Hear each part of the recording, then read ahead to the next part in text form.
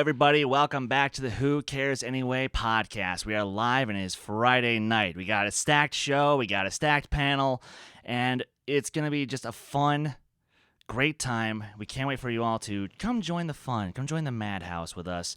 But before I, get into all the shenanigans, let me just quickly introduce the panel, starting with Kees Cornelisse, my usual co-host. Kees, what's up? Hi guys, I'll talk more about myself later. For now, hi guys, I'm excited. This is going to be cool. Yes, very much so. Nico, the suave one himself. What's up, man? Quick hello from me too, and you'll see why in just a moment why it's so quick. And you read the title, right? And Ryan McLellan, you are back on the show, man. How's it going? Not a good show without some narcissism from Kees Cornelisse, so I'm excited. Oh my gosh, yes. But of course, as we've hyped this up for a little bit because I didn't think this could possibly happen, but yes, we made it happen. And tonight, please, everybody, welcome to the show, the writer of the new Netflix film Rim of the World, as well as some other projects you might have heard of, like Andromeda, The Flash, X-Men First Class, and Thor, Zack Stentz. Zack, welcome to the show, man, and thank you for being here. Oh, it's so my pleasure. It's great to be here. Yes, and as I mentioned up top, that you and I do have a very common connection, which is Robert Burnett, who, if I recall correctly, you wrote your first feature on a film he produced, Agent Cody Banks. Is that correct?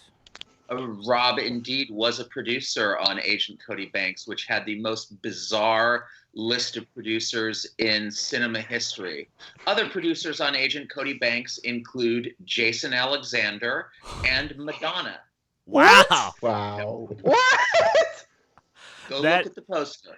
Okay, and I feel like I should know it because I saw that movie 3 times in theaters. # no shame, but and it's really great that you're here because you're here talking about Rim of the World, the new film on Netflix, and I want to just start this off by simply asking, so were you approached by Netflix to do this, or did you have to sort of shop it around on the market, and were they the ones who picked it up?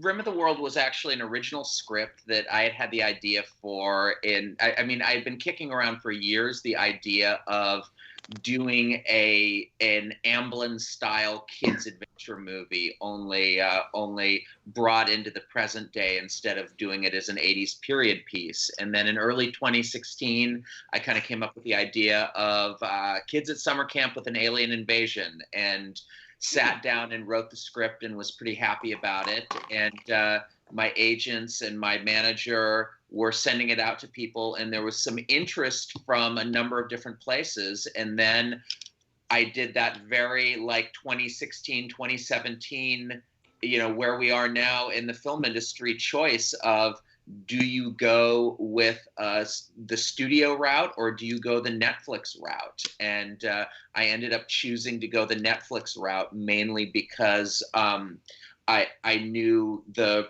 woman Mary Viola who runs McGee's production company, and she really liked the script as something that McGee could direct after The Babysitter, and thought that Netflix would say yes to. So I wanted a movie that actually got produced and in front of people's eyeballs, so I rolled the dice on that, and here we are with a movie that actually Netflix hasn't released the numbers publicly, but did incredibly well this last week. That's awesome, man, and congratulations on the success of it so far. Because I've been watching. I watch Netflix very regularly, and I've been seeing it, front and center.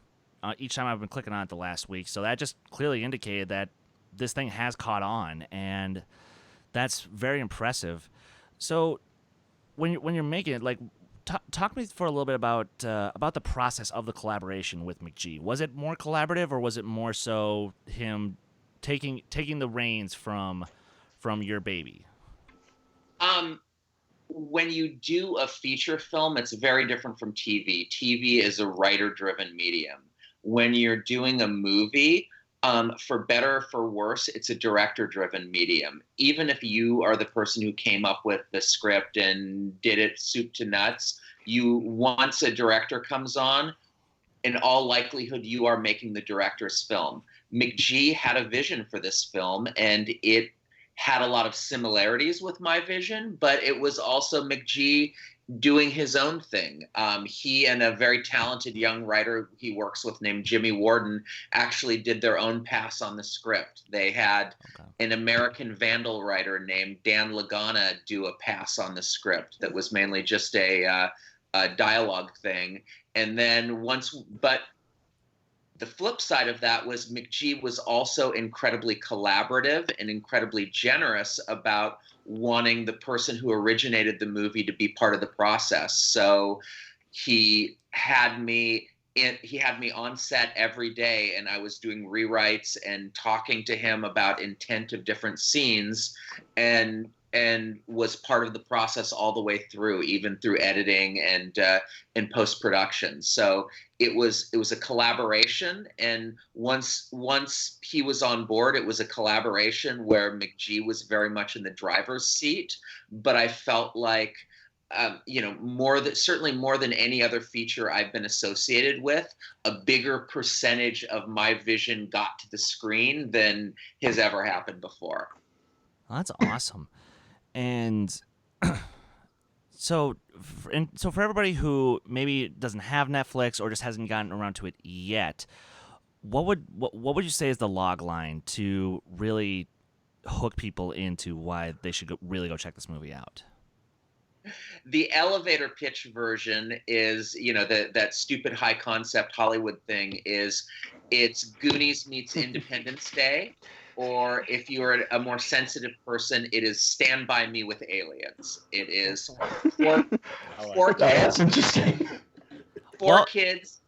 It's summer camp in the San Bernardino Mountains when an alien attack happens, and the kids find themselves in possession of the key to stopping the aliens, but only if they can get it 70 miles through the war zone of Los Angeles to JPL, and they go through many adventures along the way. They learn about each other, they learn about themselves, and that they're not the people who they thought they were at the beginning, and they become the heroes they never thought they could be by the end. And it 100% plays out that way, because I instantly found myself really liking both Alex and Gabriel especially. And it was a combination of, obviously the performances, because I'm blanking on the actors' names right now at the moment, but Jack Orr and Alessio Scalzato in those two cases. And Jack and Alessio both brought your words and brought just the story that you had crafted, and as well as McG and I'm blanking on the other person who did the pass. Jimmy. Okay. Yes, but it was so enthralling just watching this little story, because of course I'm a huge Stranger Things fan, because oddly enough I love tribute to that era of nostalgia, even if some of the films from that nostalgia in my opinion don't really hold up as well. Like, sorry E.T. fans, it just doesn't work for me anymore. But what I will say is but when I'm watching why everyone loves those stories as much as they do, it really shows in the stories that you guys are crafting. And particularly, as you mentioned, you mentioned Stand By Me as part of a big influence, but what were some of the influences for some of the characters specifically? With the characters specifically, I mean, Alex is this weird combination of like me at that age and some other people I know, and character from a YA novel that I wrote a few years back. Although unlike Alex, I did not lose my father at a young age, but I had some of the same issues with fear that Alex has. And Alessio was very much Alessio's character Gabriel was very much in the wheelhouse of River Phoenix and Stand By Me, the kind of sensitive tough kid from a troubled background with an incredibly pure heart. That was probably the biggest influence on that character. And It's funny. McG actually had a look board up on his wall of like kind of references for the different kids, and he had River Phoenix, young River Phoenix and young Leonardo DiCaprio from Gilbert Grape for and This Boy's Life for Gabriel, and then he had Margot Tenenbaum from the Royal Tenenbaums for Zen Zen. And I gotta say, she was. I'm gonna just flat out say it. She was probably my favorite actual character in the movie, and like, and what shocked me at first was I was expecting her to actually stay silent throughout the entire film and just be the silent badass who had everything under control. But then you actually took that trope and completely flipped it on its head. What was that intentional, or was that just something that happened organically? That was absolutely intentional. And the funny thing is, I've seen some of the feedback on the internet, and I know like some people, especially who only saw like the first act of the movie, got kind of angry at like the characters seeming like they were stereotypes. And it's like, oh, look, here's the silent Asian girl. And it's like, yes, we start her that way to make the audience think that that's what they're going to get with her. And then we take a left turn with it. Darius is the loudmouth bully, and then by the end of it, you realize that he's a completely different character than you thought he was going to be. Character arc. Exactly, and evolution. And it's one of those things where you're watching and you just are picturing yourself which one of those characters you would personally be. Like, for example, in this group of friends right here, it's kind of hard to tell between the four of us who would, be whom. But in your case, Zach, were you always was Alex always meant to be sort of your personal avatar, or were you trying to put a little bit of yourself in some of the other characters as well? I mean, when you're a writer, you're always in all of the characters because they're all coming from. Sorry, I'm setting the oven at the same time as I'm talking to you. There we go. Because you're in all of the you are in all of the characters. Alex is the one that's closest to me, but there are pieces of me in all of them. So I think it's too reductive to say that one of the characters is supposed to be an avatar for me. I like to, at the end of the day, Alex is not Zach. Alex is Alex. If that makes sense.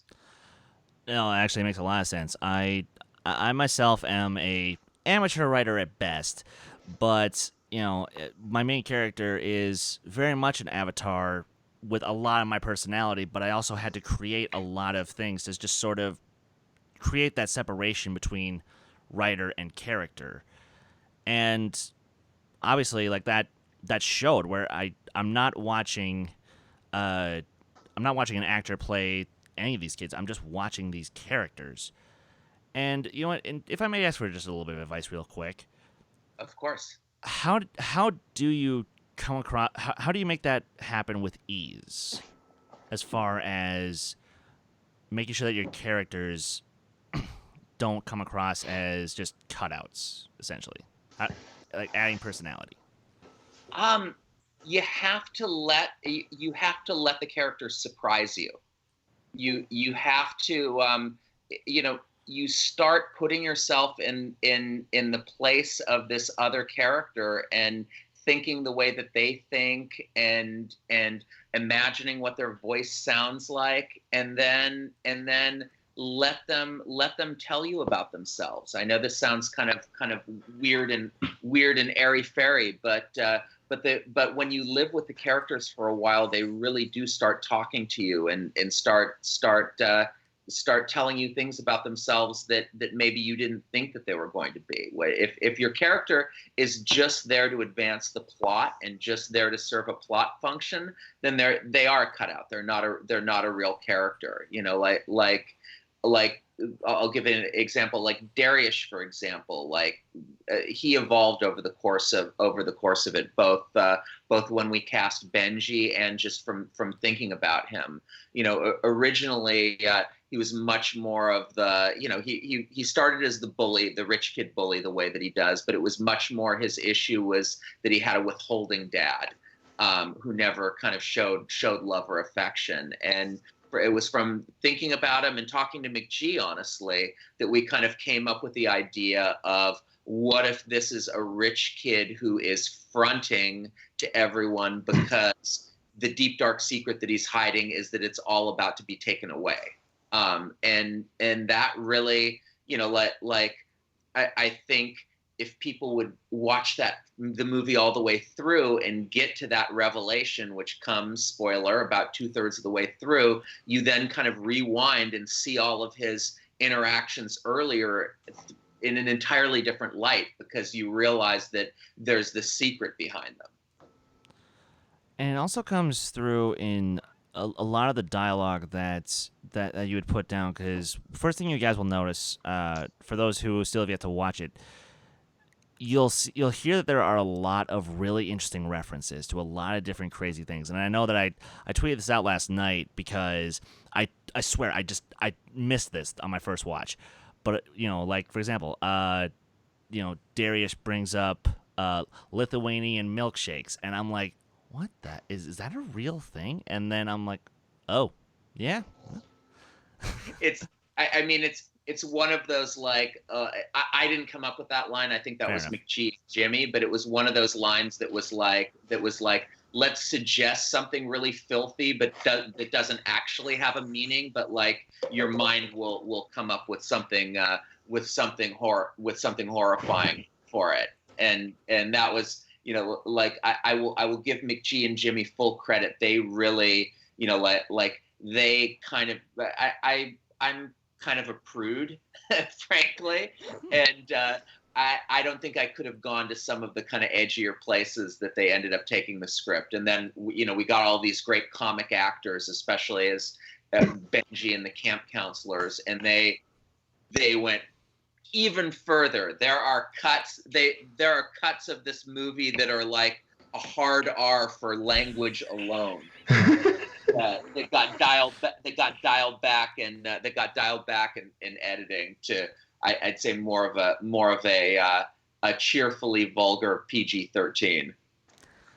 And I'm not gonna lie, I'd be curious to like just see what those look like as sort of like an alternate cut, but I'm actually glad that it stayed where it was just a perfect blend of, yes, clearly a little bit vulgar, but still could still sneak by the censors almost in like an Animaniacs kind of way. And yeah, and everyone forgets, like everyone's like, oh, it's so much more vulgar than the Amblin films. And I'm like, go back and watch the Amblin films, and like Elliot yelling penis breath at his brother. And Goonies spend 2 minutes with like gluing the penis back onto a miniature statue of Michelangelo's David. So like they go for it in the Amblin movies. Or Chunk literally just says shit in his opening scene. Like everybody forgets that. Well, yeah, that's almost his first line. Don't they put his hand in they put his hand in a blender at one point too. Oh, Jesus Christ! Yeah. Freaking, like the Fratellis aren't playing. No, and that was the thing. Like that's what I really appreciate about Run the World, is that it did bring back that sort of that harsh reality that a lot of people try to overlook with a lot of that sort of Amblin era filmmaking. Which, yeah, it's for kids and it's fun adventures, but there's still a lot of actually darker stuff going on, and I appreciate seeing that in the movie. Well, it's taking kids' inner lives seriously, and kids have huge, dark inner lives, and they're thinking about things like death, and they're thinking about things, they're not doing anything about it. I know some people were very uncomfortable with how far things were pushed sexually in it. And it's like, yeah, they've got, like there's interest and they're talking about it. But if you actually look at what's happening, it's really very chaste. But that's where kids, these are 13, 14-year-olds. That's and plus where they're they're teenagers. They're just going through all these emotions. So it makes perfect sense. That was what we were going for, I hope. And interestingly, like, full disclosure here. If you go to Rotten Tomatoes, our critics' reviews are, shall we say, mixed. However, our audience reviews are freaking great.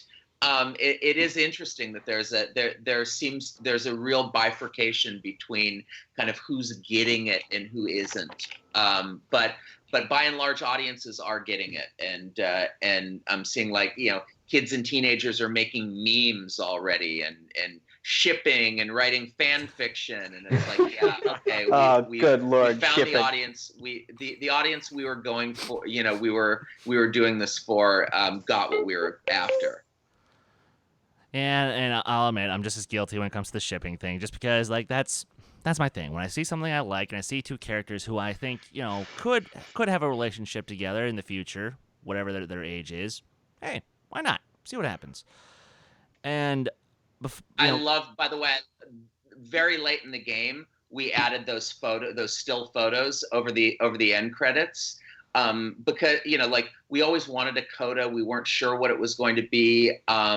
I think it was McGee's idea. Netflix was saying, we want the audience to know that, like, the kids are, after the movie is over, that the kids and their families are okay. So they did all kinds of great photoshops of the kids in all those situations. There were a couple that we weren't able to get cleared at the end. There was one of them giving a TED talk, and then another one of them sitting courtside with Jay-Z and Beyonce that we weren't able to clear. But those were really fun. But I mentioned that because there's a great shot of, like, Alex and Zen Zen at the dance, and they're, like, a foot apart from each other, which is so that age.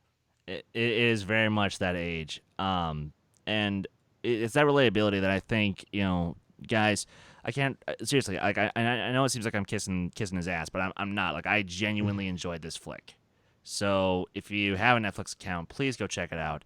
But before we let you go, I did promise the guys that they could each ask you a question about something that was on their minds.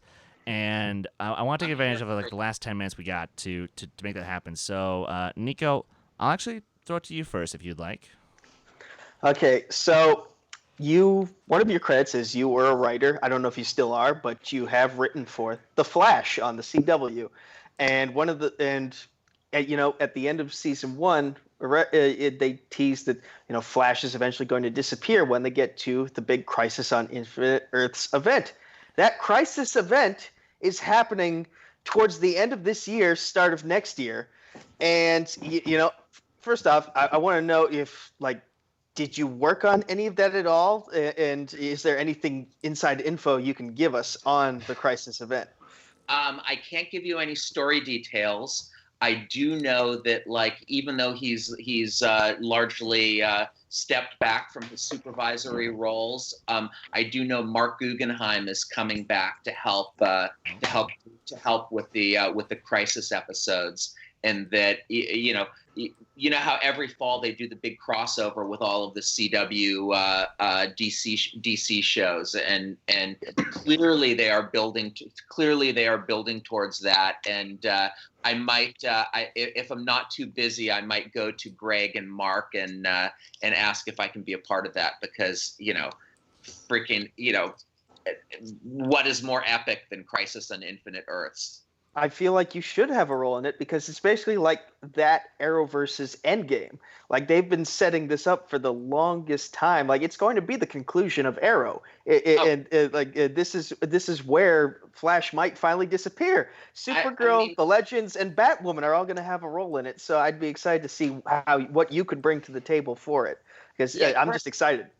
Correct me if I'm wrong. Like Crisis in the comic books came before all of that Thanos stuff that Endgame and Infinity War were based on, and one might even say had a bit of an influence on them. Absolutely. And Anyway, the next one. yes, Case. Well, of course, the biggest credits that I see on your list are two comic book movies that I very much enjoy that actually came out in the same year, Thor and First Class. And Within a month of each other. yeah, exactly. And I like both movies a lot.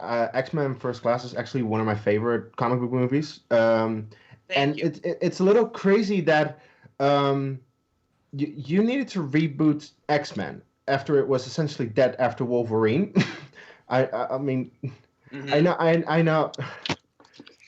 I know that some people might disagree, but I am not a fan of X-Men Origins. But how was it like to reboot the X-Men franchise, essentially? I will tell you in 1 second. I'm just greeting my family as they come through the door. Okay. Just wrapping up, babe. But I've got the oven heating. There, the glamorous life of a screenwriter. Family first. Family first. Anyway, okay. Rebooting the X-Men was incredibly fun and incredibly difficult at the same time, because you had to serve both the comic book X-Men universe and, of course, the for lack of a better term, the movie verse that had been running for almost a decade by that point. So you had two sets of continuity that you had to somehow serve, and oh yes, go back and tell your own origin story of how these two iconic characters met. And I will say that we were helped immeasurably by the fact that lightning struck for a second time, and you had two you had in Fassbender and McAvoy, two actors who were able to inhabit those iconic roles, as well as Ian McKellen and Patrick Stewart, two of the great actors in the English language. So, when you've got those two saying your lines, you're kind of halfway there already. And Very actually, true. speaking of, so a bit of news came out, and the rest of us are going to get into in the second half of the show. But I just want to see if I can get this from you real fast. So it was reported this week that Matthew Vaughn actually had an idea for a second film in between First Class and Days of Future Past, with Tom Hardy playing a younger Wolverine. And then because Fox apparently liked Days of Future Past so much, they kind of scrapped that second film. I'm just curious, were you aware of the existence of that second film, or was that? Matthew Vaughn, we had a great relationship with Matthew Vaughn until Matthew Vaughn decided that he was going to do things without us, but we still were friends with people within Fox, and we were hearing about what was going on and what he wanted to do, and I think there were a lot of discussions going on, and I think Fox realized that Days of Future Past was going to be the closest thing to an Avengers event that they could get. I think it was just very appealing to them to have, old Professor X and young Professor X in the same movie together. And Wolverine, who's been their bread and butter since 2001, coming back as well, and not just to drop an F-bomb and leave as he did in our movie. And that's thank you for answering that, because as soon as I came across that story, I'm like, okay, wait, if he's gonna be on the show, I might as well just see. But thank you for answering that. And now Ryan, it's all you. Yeah, you spoke a bit about like how 80s movies had an influence here and there. I think throughout all various projects that you've worked on, but a big project coming up for you is Big Trouble in Little China, and I just kind of wanted to get your thoughts just on what it's like to remake like a cult classic 80s film, and also to write for a modern day movie star like The Rock. That's got to be pretty exciting, I feel like. I'm unfortunately going to have to use past tense here, because we worked on Big Trouble in Little China. It was one of my former partner and I's favorite movies of all time, so it felt it felt almost like blasphemy to be remaking it, but we felt like we had a really cool take on it. We did the script, and of course, writing with Dwayne Johnson's voice in your head as Jack Burton was a tremendous amount of fun as well. Frankly, I think what's happened is The Rock's thinking has evolved to a place where he wants it to be less of a remake with him playing Jack Burton and more of a sequel where he would be playing a new character and Kurt Russell would be coming back to play Jack Burton. Like Jumanji. Like Jumanji. That said, The Rock is backed up until 2023 probably. Yep. So who knows where, if at all, Big Trouble in Little China would fit in there. I do know that it's one of his favorite movies of all time, so, who knows? Well, I think that's really cool that in that vein of talking about the Amblin movies and then something much more grown up, I think, in Big Trouble in Little China to have sort of even the chance at writing something along those lines. That's really interesting. Yeah. Our big thought for Big Trouble in Little China was that we wanted to make it a tribute to the last 15 or 20 years of Chinese cinema in the same way that the original Big Trouble in Little China was a tribute to like the Shaw Brothers and the kind of 60s and 70s Hong Kong cinema that John Carpenter loved so much. We wanted to have the influences of Hero and House of Flying Daggers and all the wuxia films and so forth. But we'll see. Right. Well, hopefully they can make something out of it. Hopefully. But before we let you go, just one last thing for you. What's next? What's next is an animated show for Netflix that I can't announce the title of yet, but it's going to drop in 2020. Okay. And I'm writing a pilot for Greg Berlanti and Warner Brothers, an original idea that should be very cool if it goes. It's kind of light science fiction, military, family drama, all rolled into one. And then, I'm working on a couple of new features. And chasing an anime project. So many irons in the fire. We'll see which ones of them bear fruit. And wow, that was a tremendously mixed metaphor. It works. That works. Which one of those irons bears fruit? That works very, very. It works regardless. Just like that little piece of advice you gave me, and thank you. So of course. What? So, guys, we're going to take a short break, but before we do, I just want to quickly say I really hope that when you have your next project coming out, we can have you back on the show, because I'm not going to lie, I really want to pick your brain about a sci-fi show that I grew up loving about the adventures of Captain Dylan Hunt and the crew the Andromeda. So, next, like War Machine said, next time, baby. Next time, baby, indeed. But yeah, so Zach, thank you so much for your time, and where can the good folks find you online? Muzak, Musezzack, on Instagram and Twitter. And with that, guys, we will be back in about 5 minutes. Don't go anywhere. That was Zack Stentz. Thanks, guys. Thank you. Thank you.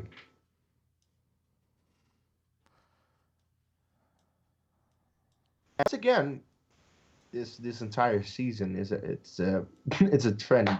The first half of the episode I liked. And then we had the second half where just everything was just fucked. Mm-hmm. And not only did they fuck up the second half of the episode, they fucked up the series finale. And I suddenly completely understand how you felt 5 years ago when How I Met Your Mother ended. When you spent almost a decade of your life watching a show, being excited for the next episode to come out, waiting for it because you love it so much, and then to have the final season slowly crash and burn everything you've spent years of your life of. And I'll agree completely that Hickory Creek, it's not my favorite song. Actually, I don't really have a favorite song because there's some that are kind of tied up, but Hickory Creek is a standout track for what it accomplishes. And when I saw the controversy before I had even listened to the album, that was kind of what drew me to listening to it, because I saw all these people complaining and I was like, well, that doesn't seem right, because I like when a band changes things up as long as it's not, too much. There is a certain way you can do it. as I say, and there is such a thing as going too crazy. Like if, well, hell, it's like that time Led Zeppelin tried to do a country song and it just really, really, really did not work.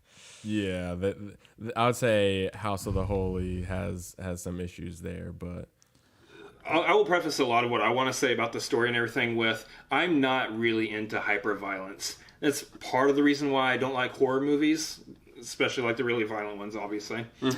And this movie, they've stepped it up a little bit. This movie's a lot more brutal than the first two. And the first two, it's just a bunch of gunshots and whatnot. This one, there's some scenes in there that are a little bit not for the squeamish. I know. I would say. I loved it. This freak over here loved it. But for me, it was pushing my boundaries, and it's making me really, really want this story to end now. Yeah, but that leads us into what, in my opinion, one of the best things about this movie, and it's going to sound weird. This is a everything to the wall action movie. Just, blood, sweat, tears, everything. It leaves everything on the table for you. And the best thing about this movie is the choreography. Yes. That the fight scenes are so well choreographed. They're smooth, they're buttery, it's just nice shots. I absolutely loved it. Like, you see everything. Not like a Transformers movie where you can't see whose arm or leg or machine or whatever. They don't do the cuts in this movie. You don't get things hidden. You see it all happening. Let's get to the big one. The one that everyone's worried about. Will Smith is excellent. Good. Oh my God. Good. Like, he's not trying to be Robin. He's not trying that at all. He is his own thing, which is what he needed to do in order to pull his character off successfully. And I'll even say, while clearly Williams was the better singer of the two of them, Will Smith actually holds his own when it comes to Never Had a Friend Like Me or Prince Ali. So, but it's also because he does know when to let the background chorus kind of take over the track. Right, yeah. And on that note, do you find that the songs do a pretty good job of carrying over into this new adaptation? The old ones, funny enough, all but one of them. He's killing it. He is killing it in this role. For real. Like, this looks like... He just sinks right into this type of role where he just gets to be, like, kind of like the asshole, like, shits on himself all the time, and so he shits on everybody else, too. It's like Wolf of Wall Street and so many other films, like, all over again. That's awesome. Yeah. And, you know, and Brad Pitt always bringing his Ocean's 11 type class and charm, you know, I don't think there's going to be a bad performance in this movie. I don't think there's going to be a bad scene in this movie. Like, this is what I want from my Tarantino. Well, actually, Chris, sorry, I hate to break it to you. Quentin's going to show up on screen and say a couple shitty lines. But besides that, no bad performances. He's going to pull a Django.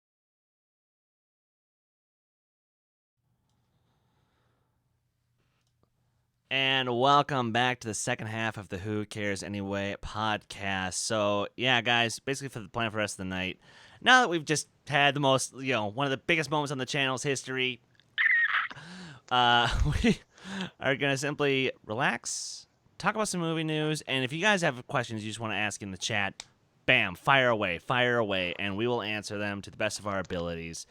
But, yeah, so... Speaking of movie news, actually, you know what? No, fuck the movie news. I want to ask you guys about how you guys have been this week. First off, Ryan, where have you been? I know it's Stanley Cup week, and you know Bruins are important. Ooh. You were very lucky that this was the break where they don't play till Saturday night. Because I'm sorry, Stanley Cup. I don't know. I might have had to like show up for a little bit and then come back out, but no. Thankfully, it's not until tomorrow night. It's 1-1 in the series. Oh, my gosh. I keep having a heart attack basically every game. But, yeah, I've just been working, man. I'm sorry. I don't know, like, how you make all this money. But I got to go out there and make some fucking money. So. You know, I'm just kidding. Doing my shit, drunk man. girl impression. You don't even know what I'm saying. You didn't even talk to me. Listen And up here, Jessica, baby. You just need to she understand. told you. Like, oh my God. Exactly. So, no, seriously, I've just been working, but I was here and I made it a priority, and I'm glad because we've already talked so much about interesting shit. We're about to talk about some more interesting, hopefully some controversial shit, getting some fucking fights, just a big old smackdown. I'm not a WWE fan, but I'll fucking go. Nico is. Down. You Yeah, I can know. go toe to toe with him. Well, I don't know about WWE, but wrestling overall, because Yeah. God, Vince McMahon, the more I just hear, the more I'm finding reasons to hate that man. And Well, want him yeah, to- everybody knew he was a Yeah. piece of shit. That's not news, but No. that's how he made Yeah. his money. Yeah, but you're just finding out he's even more of a piece of shit than you thought. But Rocky Balboa is an American treasure, and Rocky 4 is a documentary. No. Okay, Wow. no. No? Wow. No. Fuck me? Okay, fuck me. Yeah, fuck you. Fuck you. I'm a sellout. It's an advertisement. Hashtag not sponsored, sadly. But, and real quick, to everybody in the chat, Jonathan Peck, the cool guy, Thrawn2K5, and K-Wolf and Brian Nussbaum. Guys, always happy to see you. And as I mentioned, throw some questions in the chat, and we will answer them in the last half hour of the show. But, Case, you mentioned some stuff going on. What's up? Well, last week I said that I'm going to move, and I've started preparing slowly. I have been cleaning all day, a million different ways. A kitchen that hasn't been cleaned in 2 years, essentially, over 2 years at least. I needed to use this to scrape the fat off the walls and around the gas pits, and just, yeah, it was a shit show. But I am very happy that I did it, because now it looks very clean, because, yeah, that'll be the inspection. And also, I actually got my first energy contract. I need to have an energy contract by myself for my new house. So I got one yesterday, contract for water. I already arranged that my internet is going to go to the new house when I move. The only thing is, all this happens in the weekend of Collision. So that's kind of fucked up for me. And the biggest issue is I might not even have internet when Collision goes up. So I'll need to figure out how if I'm gonna do that. Period. Yeah, I mean, and obviously we.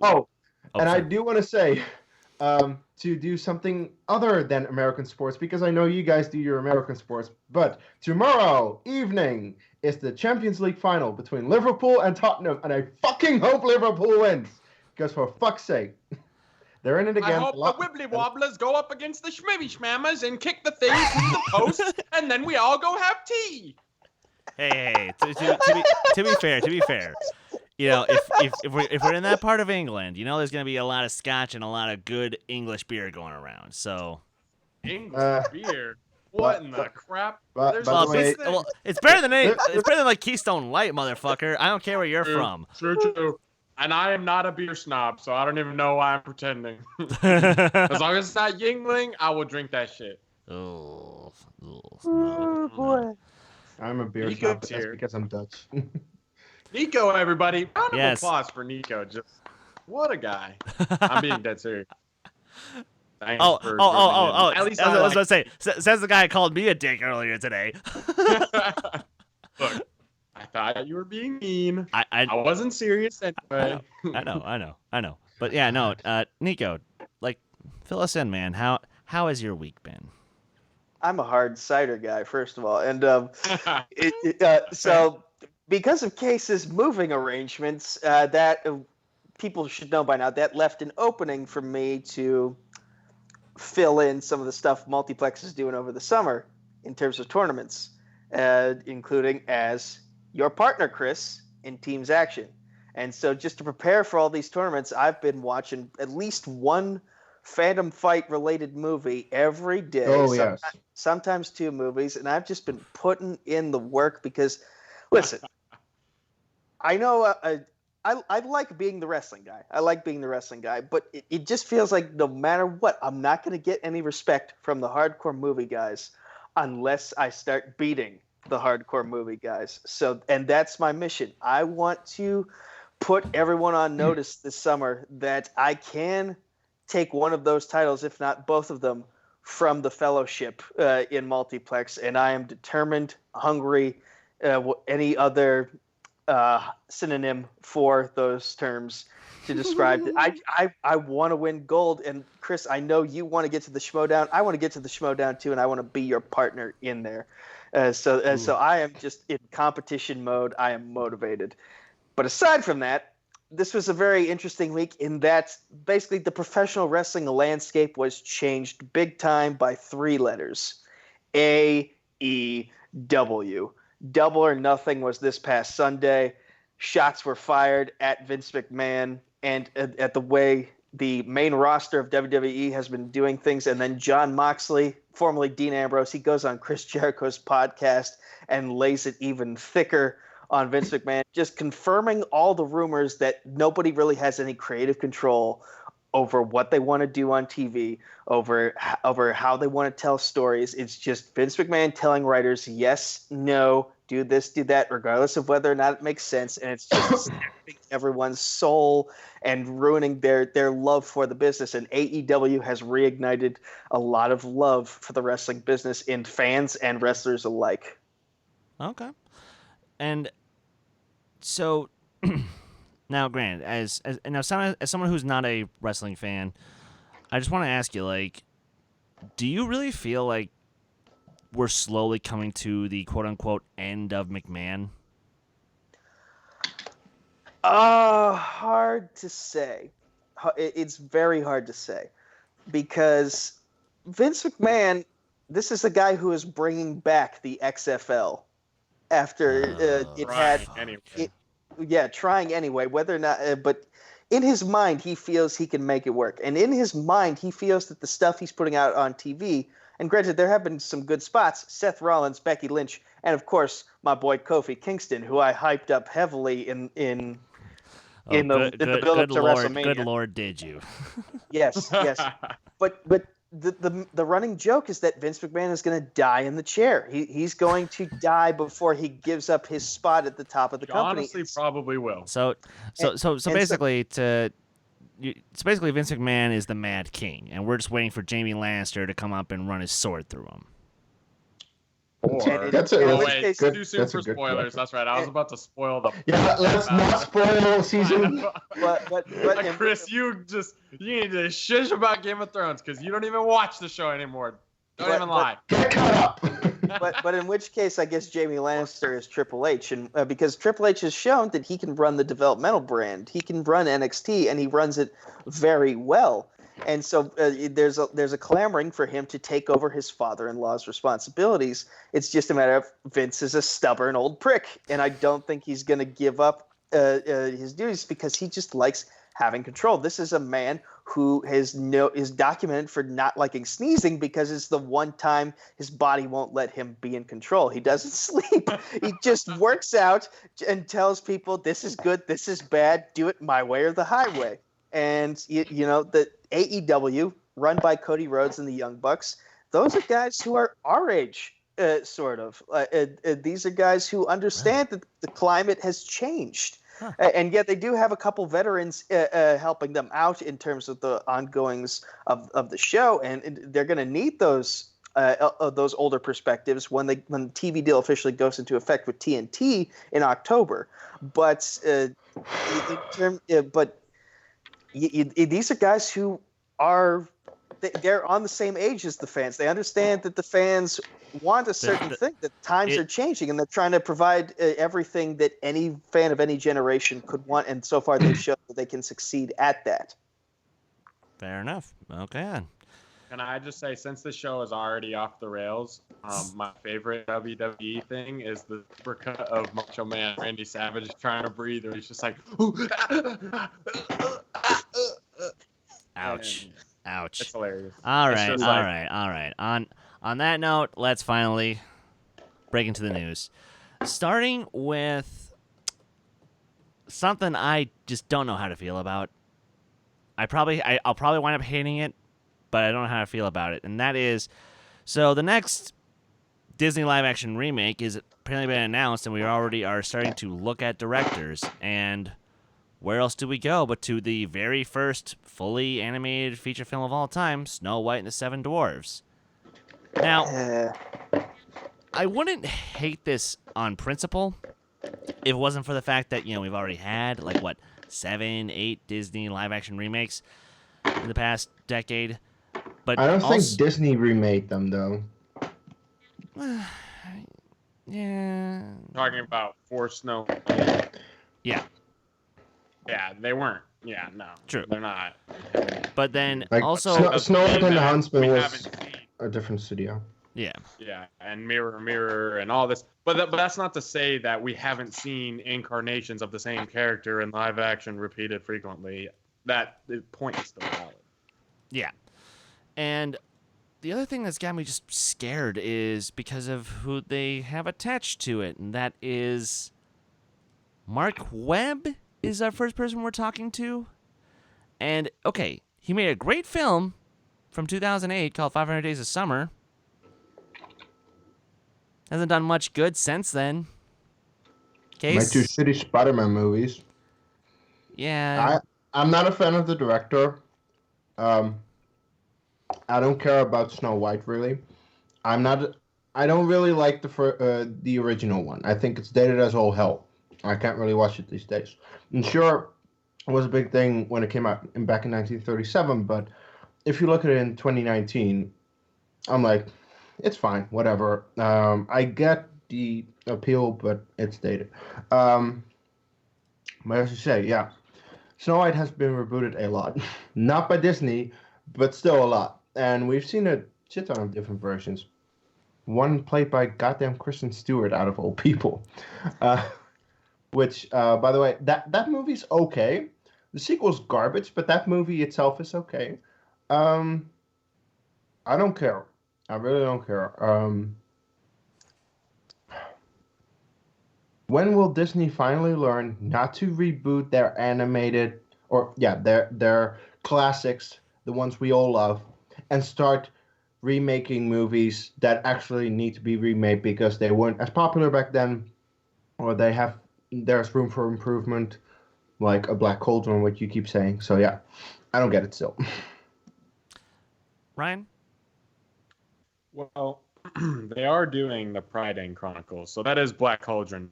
It's not going to be, the Disney-fied version or whatever. It's going to be actually the Lloyd Alexander books. What's up? Please no. Please no. I mean, they're good books, and I don't think... What's that? No, I was just saying, please no to super Disneyfying it, is what I'm saying. Right, exactly. I want it to be they are more childish books than, say, your Chronicles of Narnia or your Lord of the Rings, but that doesn't mean that there aren't still some dark elements to the books, and that's besides the point because we're talking Snow White, and Snow White I think is okay. It's not that great. Like Kay said, it doesn't hold up quite in the way that some of the older Disney films do, but it's still an interesting story. I'm mixed. I just really think if they had said almost anybody else in it would have been so much more interesting than I make bland films Mark Webb, because none of his movies really excite me that much. Yeah, I'm also not the biggest fan of 500 Days of Summer. Yeah, Zooey Deschanel. I am so sorry, Irina. That's her second favorite movie of all time. Oh my goodness! I mean, it is a good movie. I'm not saying anything bad necessarily against him, but they're all just there's nothing tasteful in them. There's not that much style to any of them when you look at, as opposed to a Rian Johnson or a Guy Ritchie or whomever the hell else, Vaughn. Even Jon Favreau, who makes borderline bland films, still has some style to them. So I don't know, they could have picked anybody else. I'm not against rebooting it, but pick a better director, please. Fair enough. Nico? So I actually saw Snow White and the Huntsman in the theater, and I thoroughly enjoyed it at the age in which I saw it in the theater. 7 years ago. Yeah, and I think one of the reasons why I like it is because it empowers Snow White in a way that I don't think the original animated version does. And John Roca brought up a good point on Collider Live earlier today. He said, why are they going with not only a bland director, but a bland male director, whereas you could go with a female director who could give something new to this character and this property in particular that we haven't seen before. It could empower Snow White in a Disney version that the only time we've actually seen is through Snow White and the Huntsman.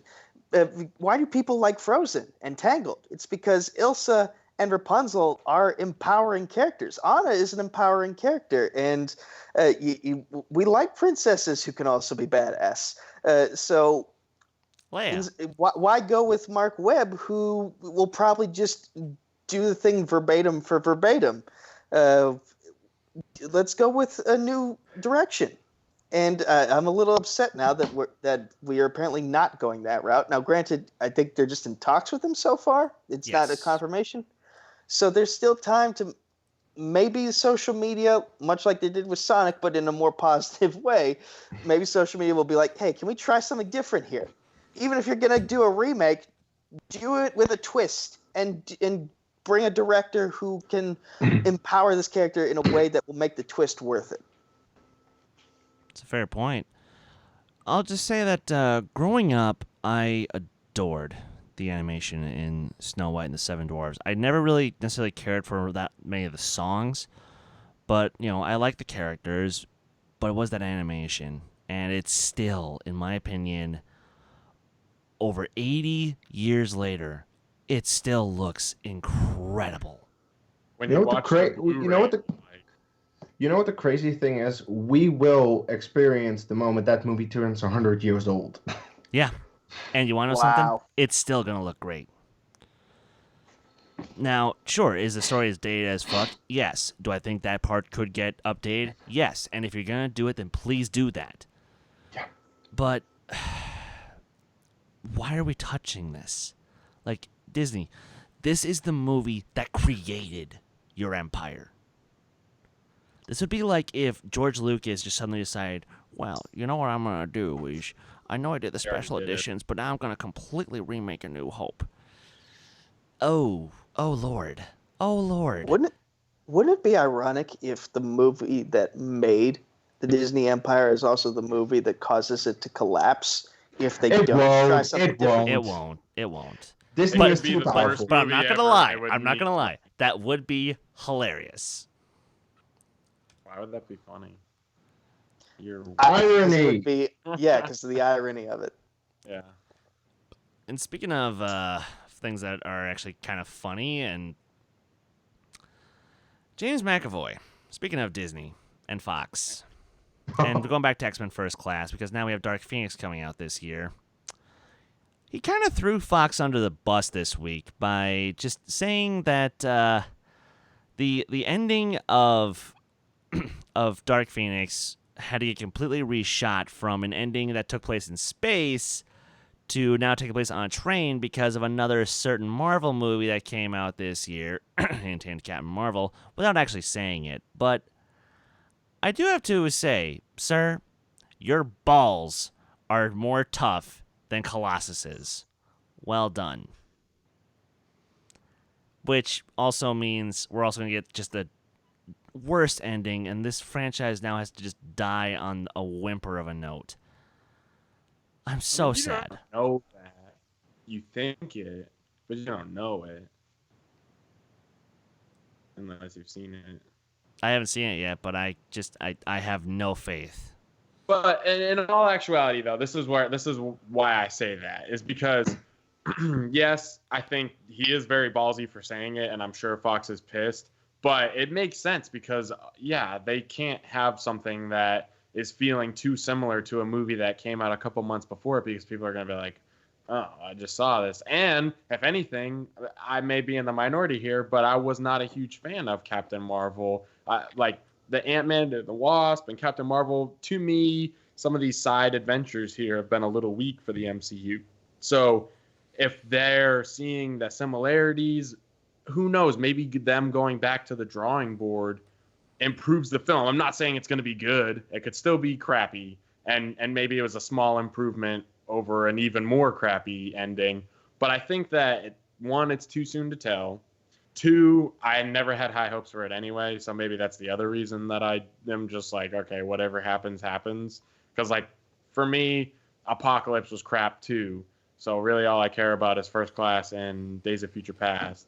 So, like, the fact that they just keep going in the same direction, the only one I'm interested about is stupid New Mutants, and that one's, like, never going to come out. It got pushed back to, like, 2021 or 2022. Remember that a trailer came out for that? 27 fucking teen. Yeah, everybody flip the hell out because it looks awesome. Because I bet it is awesome, and we just want to damn see it. Nobody cares about Dark Phoenix, although I will say it still looks like it could be okay. But anyway, all this to say, good on James McAvoy. You're right. He does have some nuts on him, so good for him. And I think that ultimately, no matter what, whether it's the worst movie ever made, still, Fox made the right decision in trying to distance themselves from an already successful film. They don't want to be too similar to Marvel proper, or whatever you want to call it, the MCU, because then everyone's just going to be like, oh, well, they just stole it. Because most people aren't smart enough to know that they already had their ending, blah, blah, blah. You know, like, people are going to be like, this came out later than this, so it must have been intentional. You know, Mr. Smiley over there, Nico, what are your thoughts?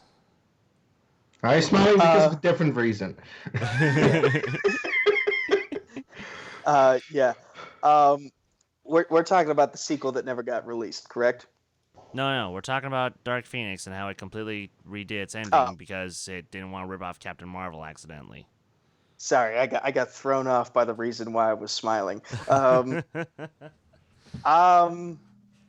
Yeah, I can. Yeah, I mean, you kind of, even if you're like trying to avoid copying Captain Marvel, you're not technically unintentionally copying the old Spider-Man movies by having a sequence on a train, or even Batman Begins, because there was also a sequence on a train there. Or Solo. So, like, yeah. Yeah, you have. Or Mission Impossible. There are so many movies. It's like. Yes, there's movies about trains.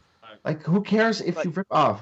Like, here's you were trying to avoid ripping off a very recent thing, that you ended up ripping off a trope that's been done multiple times before, just not as recently. So, in Age of Ultron has a scene on a train. Movies have scenes on trains. There's literally a movie called Strangers on a Train. And it's great. I think the point is you don't have a female character using mystical cosmic powers in space at the end of your film. I think that's it. Other trains and other movies, but at least you're not doing those three things 2 months, 3 months, whatever, after it just happened in theaters. That's the purpose, despite there being other. And it kind of shows why this particular film is going to be the last one of this continuity. Because a train wreck. Yeah. Hey! Because now Disney owns the rights. And we know Kevin Feige has a direction he wants to go in with these new characters that he now holds the keys to the kingdom of. And I'm curious to see what his first choice is going to be as to where he wants these characters to go. Well, anything's better than what we're currently staying with right now, huh, Kees? What? I said... Sorry, I don't blame you for kind of tuning this one out, just because. The care I have for this movie could not be lower, and it sucks because, as I said with Zack Stentz on the show, I adore First Class. It's one of my favorite comic book movies. Days of Future Past is even more favorite of my comic book movies. It's one of my favorite movies. I'm okay with Apocalypse. I don't hate it. I know that a lot of people do. It's like, okay, that's your opinion. I'm okay with the movie because I still think that McAvoy and Fassbender are great in that movie, as they are in everything. But with this movie, I have not been excited ever. Like, can this movie just not come out, and can you just move on to your MCU with X-Men in it and Fantastic Four? Please. Send this one straight to DVD or VHS. Yeah, Hell, for just put it on Betamax and we'll just Yeah, there bury you it. go. What's Betamax? Laserdisc, bitch. My grandpa actually Floppy used to disk. have the laser. Oh my god. Yeah, floppy disk. Wow.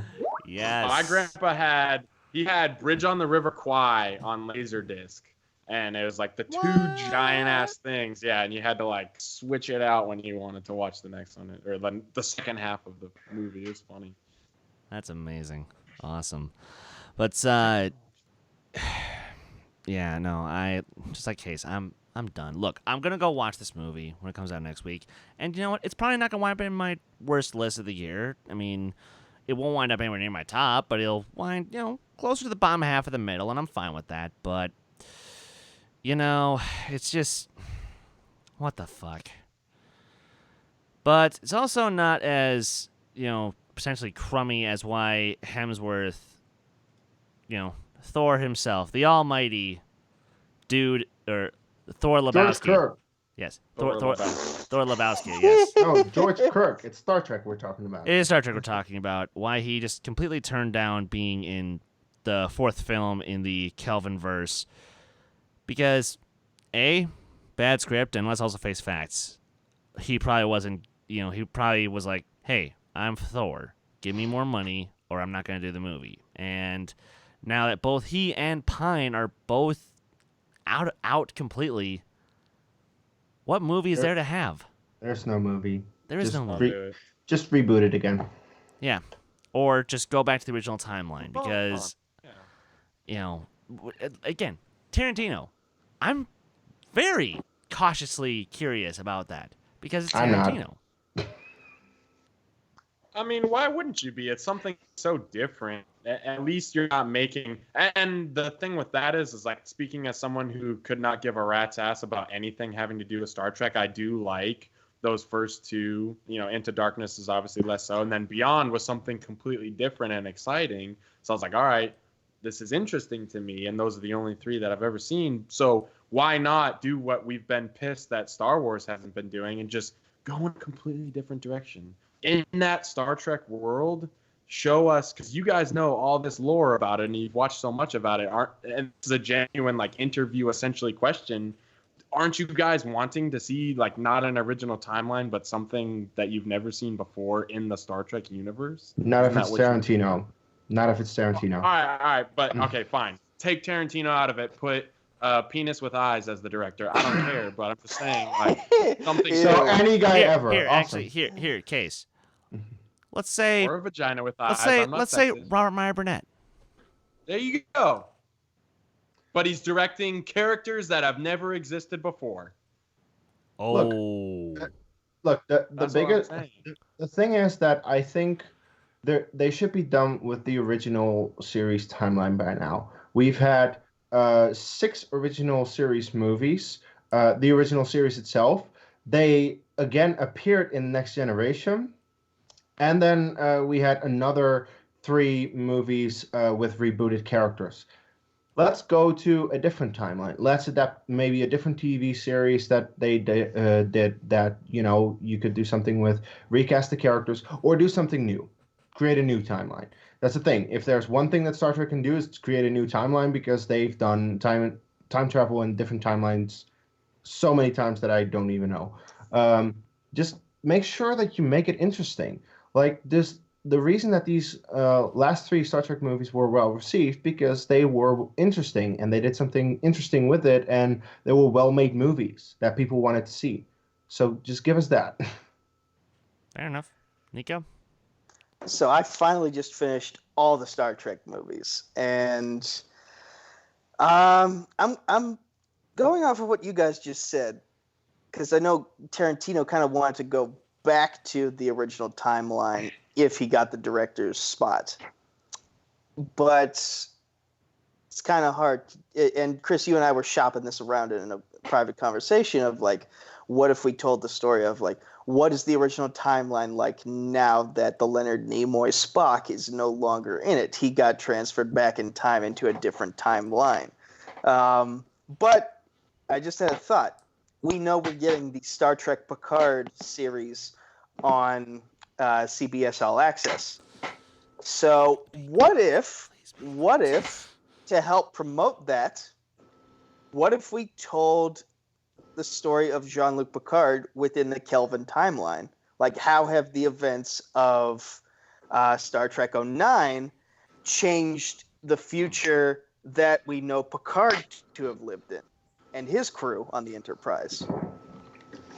What if the changes that they made in 2009 Star Trek made sure that Will Wheaton is one day captain of the Enterprise? Or Wesley Crusher? Yes! Yes! Okay. I'd be down for that. But, Right. oh my god. Okay. But, and like, for me with that, I just feel like if you, the last interesting story you could have told was Kirk and his father, because we never got that in the original, well, okay, we have for like all of 2 seconds in the original series. We never got that in the movies. We never got that in any true canon material within the original timeline of Star Trek. And to be honest, I liked Hemsworth in like the first 15 minutes of Star Trek 09. He's good. So it bums me out that, officially speaking, this just isn't going to happen. I'm like, God damn it, because like Beyond was fine. It was very fine. I know. That's your opinion. That's my opinion. I really like it. I know. That's my opinion as a purist, yada, yada, yada, yada. But it is what it is. It is what it is. Jonathan Peck in the chat is just like, shut up, Wesley. Yeah. By the way, Chris, you are a little different in opinion than most of the both Trek fans and not that Trek fans on the new movies, because your favorite is Into Darkness, and most people dislike that one the most. Which is really weird, but because, in my opinion, Into Darkness is the most interesting out of them, and it also has, in my opinion, the best piece of fan service, which is Sector 31, because every time that they show up on the moon of Jupiter, I'm just like, I know what that's a reference to! Yay! Yay! All right. That's okay. a Washington! Yay! Yay! Yay! By the way, Nico, did you check out the trailer for the latest Little Bobby and the Juice episode? Oh, dear God, where are they going to go with this? Oh, space, baby. Welcome Final to Space Frontier? Trucker. Can I take your order? Damn right. No. Guys, you say space. We're talking about Star Trek. Space. The Final Frontier. These are the voyages of the Starship Enterprise. As we now move along to talk about Rambo, or should I say, Last Blood, the last film in the supposedly last film in the Rambo franchise. Supposedly. But Ryan, we were talking off camera during the break, and you done did fucked up. Uh-oh. Because I know you like, Westerns, and I know that you really liked Logan. And I feel like if I'm going to sum up the Last Blood trailer in any way, this movie is going to be for Sly / John Rambo what Logan was for Hugh Jackman. Okay. I haven't seen the trailer, granted, and now I'm going to watch it because to set it up for the people that weren't, with us during the break. Basically, True. I had said that I'd have no interest in this trailer because I thought we were done with Rambo already, to be honest. I didn't realize that there was more blood to be spilled. So apparently there's this last blood. So after he spills this last blood, then I guess it'll be done. I don't know. But I'm going to watch this trailer. Yeah, exactly. I'm going to watch this trailer, but I will say you can make it look like Logan in a trailer all you want. That doesn't mean that it's going to be good. One. Two, that doesn't mean that I care enough about Rambo, because I'm going to be honest, like outside of First Blood, I don't have there hasn't been a good one. I don't have a whole lot of interest in Rambo, so it's like hard for me to be like, oh, this is going to be the one. Just like with Predator. Like every time, I thought that the Shane Black Predator, I was like, there's no way Shane Black messes this up. And he literally made maybe, like, I like Predator 2 more than I like Predator. There's more boobies. So, like, it's just, you gotta, like, say at a certain point, are you done making movies to this extent, like move on. I know Stallone knows he can just cash in that paycheck, that fucking Rambo paycheck, that Rocky paycheck. But at least the Creed films are good, dude. Like, gosh damn it. Like, Sure.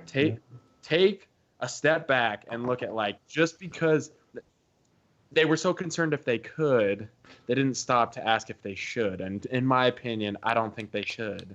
So who knows? Thank you, Dr. Malcolm. That was wonderful. You're welcome. But in all seriousness, if it's like Logan, of course I'm gonna fucking like it. But I seriously doubt it's gonna be like Logan. Sorry. And you know what? When the final product comes out, you might be right, and maybe I'll be eating my words. But I hope I'm eating my words. Don't get me wrong. I hope it's like literally the best one since the first one. You know, that would be awesome. But that'd be great. Now, you know, to Nico and Kees, I presume neither of you bothered, so I can just move on. I just want to say I haven't seen a single movie in this franchise, and I will not ever. So I really, really, really don't care. And personal anecdote, I also have not seen a single Rambo movie, but I did dress up as him for Halloween, and it's a good thing I was a jacked teenager. Like, I had muscles on muscles at a very young age, so it was cold out. So it's a good thing having that muscles to stay warm, because I was wearing a sleeveless shirt and just a bandana in this cold ass weather. So, yeah, staying in shape will help you stay warm. This is true, as my constant goings to the gym are reminding me. So I just take testosterone boost. You gotta love it. Although Nico, I'll just say this: the first one is a great film. Yes. At some point, don't in your bother life, with the you other should at ones. least give it a try. Well, and to be fair, watch the 50 cal scene from Rambo 2008, but the film overall, but First Blood is fantastic. Just give that one a watch. And I mean, there's scenes throughout all of them, but it's just like, again, what we're coming back to is like I'll give you that, but 3 just nothing's remaking really it to remake it is what they've been, or not remake it, but like to make more just to make more is essentially what they've been. Nothing's really stopping me from watching a Rambo movie other than just lack of interest. Which is fair, That's but fair. if you ever like, it's 99 cents to rent or something like that. First Blood is worth it to sit down and like, yeah. Or if you ever go through like a 70s action movie craze, which that's what happened to me. So nice. Which is going to lead me to the last story I want to cover before we hit the questions. Now, we all like Thor Ragnarok. Yes, we did. Fucking hell yeah, we did. It was awesome. We like Taika Waititi. Fucking hell yeah, we do. Mm-hmm. So, hey, wait. Quote, this is me. Who has seen What We Do in the Shadows? I want to see it. I just have not bothered to check it out yet. But FX always puts on great content, so I should definitely be checking it out. I don't know, man. It might scare you. I'm talking about the movie. Though, the actual the movie from 2014, which I'm talking about the TV series, which isn't out yet. It's coming. Right. It looks like it'll be good, but the movie is like the same exact like dry, sarcastic, almost mockumentary, uncomfortable. Yeah. Christopher Well, I'm Guest saying like the thing. Uncomfortable humor that you get in Ragnarok, like Yeah. it's Taika Waititi's humor essentially, and Jermaine Clements, which he's amazing. Yes, he is. and his humor is great. It is. Exactly. Now, okay, big shock here. Out of everyone on the panel, I am the biggest anime fan out of Really? us. I have no idea. And one of my favorite movies in all of anime. I'm just gonna pretend I didn't hear you, Kees. Good idea. Yeah, good idea. One of my favorite movies in the entire anime genre is a little film from 1988, which went on to inspire so many great films like Mad Max Fury Road, The Matrix, just to name a few, called Akira. And it's this beautiful dystopian story that takes place in Neo Tokyo about a gang war and a psychic who is basically powerful enough to destroy the world if he fucking felt like it, and he's ready to fucking feel like it. So, why is it then that I'm actually really excited for Taika Waititi for his next project after his little Hitler satire he's putting out, which I'm gonna have to go check that out because that. Hell yeah, that's gonna be awesome. Wow. It's gonna be it's gonna be great. Anyone who wants to make fun of Hitler for 2 hours, I will watch your movie. But you know, what then? Taika doing an adaptation, a faithful, mind you, adaptation of one of the most beloved anime movies of all time, bringing his production designer from Ragnarok to do it. Oh, this is my jam. Like, this will be, I feel like this will be the version of Thor Ragnarok that I truly just love. Because, granted, remember, I really like Ragnarok, but some of it just didn't quite work for me as strongly. But, give source material for me, and I'm going to adore the hell out of this thing. Ryan, are you kind of sold by what I'm pitching to you, or? Yes. Okay. See, Akira is on my list of movies to see because I'm a huge just like cyberpunk fan in general, and by that I mean like I actually like Tron Legacy. You know, no one likes Tron Legacy. I like Tron Legacy. I like It's not great, but and I don't hate the Ghost in the Shell remake either, just because like I know it's not a well-made movie, but I just like the feel, and that's why I love the Blade Runner movies. Those are actually good cyberpunk. Those are well done cyberpunk. So if we can get anything to that effect, again, I don't know anything about the story beyond what you just told me because I haven't gotten around to actually watching the original anime yet. But Taika Waititi, he's obviously much in tune with his 80s sort of cyberpunk feel anyway, because Thor Ragnarok has a lot of that. And he's got a great sense of humor, so it doesn't have to be like this whole huge comedic thing all the time, but he knows where and when to inject it, I feel like. And then just beyond that, he knows how to direct actors. If there's anything I've seen I've only of his seen those two movies, but he certainly knows what he's doing as far as directing, bringing more character to characters than you would expect in the case of Thor Ragnarok, in my opinion, because we get way more in depth with Thor. He actually feels like a fully fleshed out character for essentially the first time in the entire MCU. Thank you. And we build on Loki. Valkyrie as a brand new character has an entire backstory beautifully fleshed out and Renaissance painting fashion. It's so amazing. So yeah, hell yeah, I'm down with this. Please. And I don't know who he's gonna pick to do the score, but please give us, like, I say bring Mark Mothersbaugh back from Thor Ragnarok.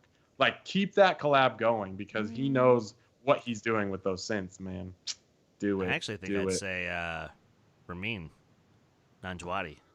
True. Yeah, he's good too.